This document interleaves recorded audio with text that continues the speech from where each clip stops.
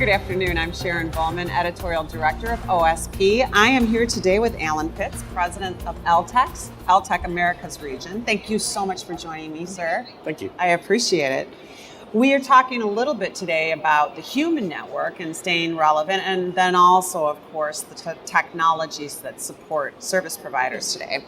So what I'm going to do is start with a question. How do you stay relevant today? How does Eltek stay relevant today with everything changing?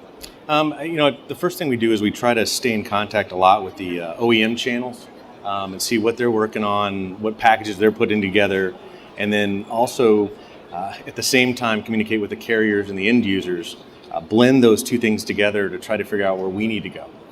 It's kind of a combination of us saying what we're doing, learning what they're doing, and adapting to it. So from a company perspective, that's definitely the direction we do, and we put a lot of R&D into that. Sure. On a personal level, it's really just getting out there, meeting the customers. I put a lot of value about going to as many sites and physically looking, because a lot of the problems in the industry are sometimes more the physical, how you get things to work, as much about the technical and reporting and the protocols involved. That's so true. And what you're talking about is listening. And every provider I've talked to said that's their number one wish for vendors today. Just listen. Don't make it your agenda, make it what is relevant to me. So thank you for sharing that.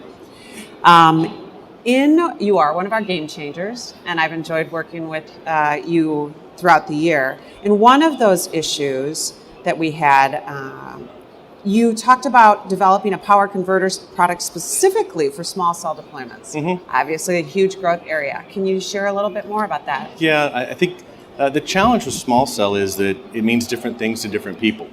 There's no one common definition. It seems that the only common definition is it needs to be fast deployment, easy to maintain, and it's got to kind of blend in with wherever it's put. Right.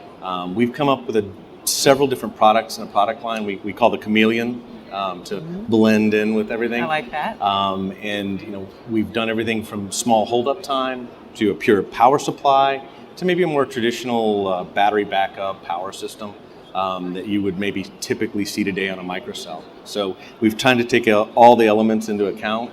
And again, going back to the other question, work with the OEMs to understand their deployment, but then at the same time work at the carrier level to see how we can best adapt it.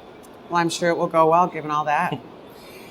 As central offices continue to evolve, and of course we have power-hungry data centers, you all are charged with creating solutions to space and to heat dissipation and power capacity.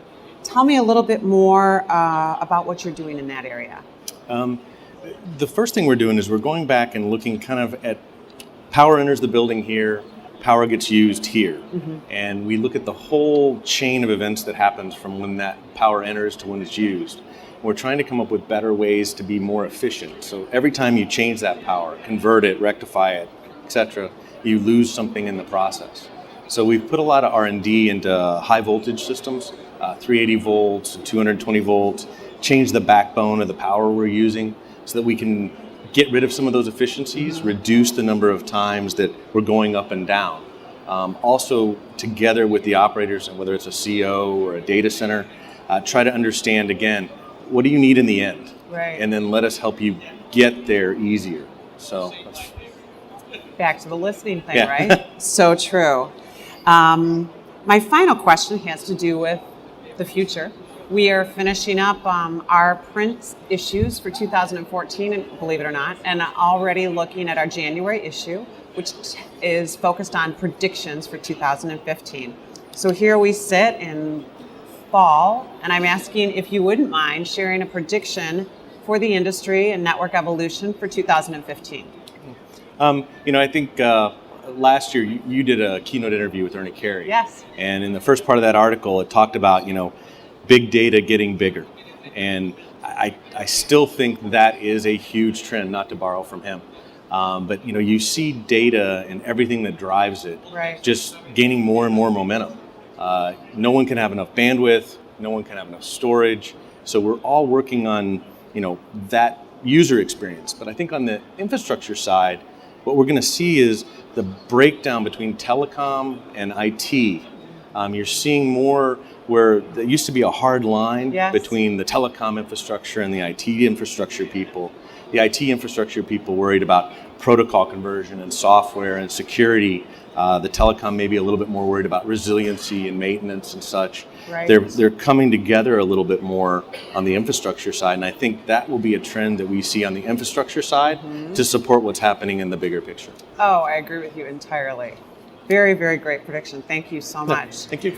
And on behalf of OSP, OSP TV, and OSP Expo, I'm Sharon Vollman here with Alan Pitts from Eltek. We thank you for joining us and have a great day.